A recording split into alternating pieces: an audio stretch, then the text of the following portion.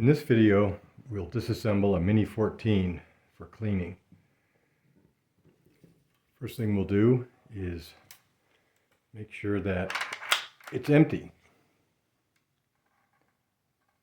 Take out the magazine.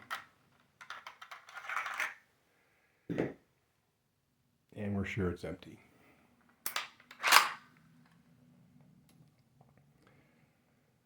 So the first thing we'll do is pull out the trigger group. Turn it upside down, put some sort of tool in here, and just pry this up. It comes up and lift out the trigger group.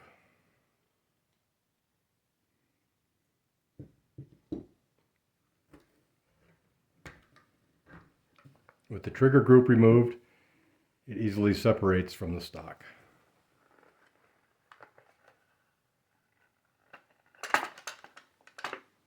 We'll take the stock out, set it up here.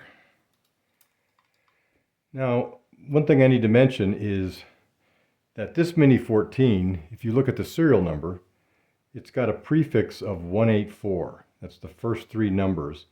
And in Mini-14 terminology, that's sometimes called the series, because Ruger has changed the design of the Mini-14 every couple of years that it was manufactured. So the way that this Mini-14 looks may or may not match the Mini-14 that you have to take apart. This 184 series was manufactured in the mid-80s. So as we go through this, it may or may not match the Mini-14 that you have. But the first thing that we'll do here is take off the recoil spring that's part of the operating rod. And to do that, we just pinch this together here, pull it out, and slide it out.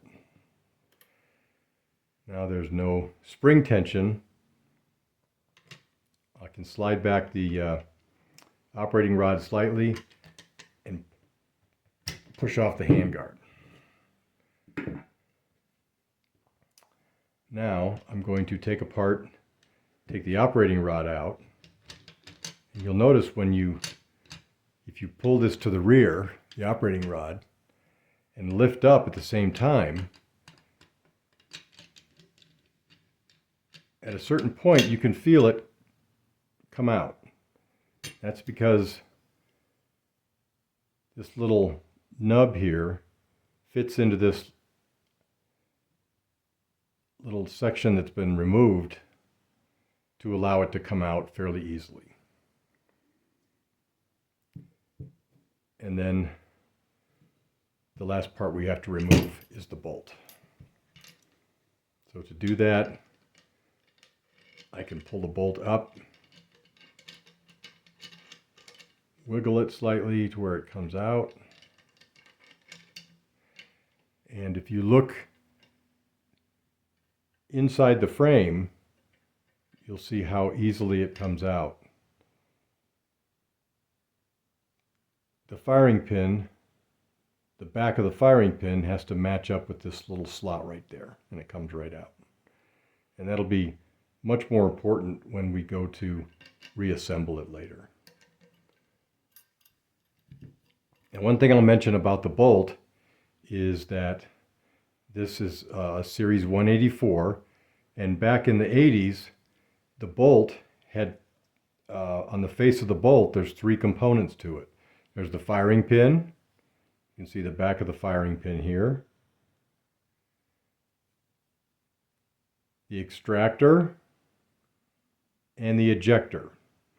The extractor is like a claw that grips the side of the cartridge, the rim of the cartridge, to extract it from the chamber after firing. The ejector is like a little plunger, and when the casing is loaded into the chamber, it puts pressure on that. And as the bolt comes to the rear and the casing is extracted from the chamber, the ejector will send it flying out the ejection port as soon as it clears the ejection port. In later versions of the Mini-14, The ejector is not on the bolt. It's actually fixed to the frame, and as the bolt comes rearward, the casing actually strikes the fixed ejector to cause the casing to eject.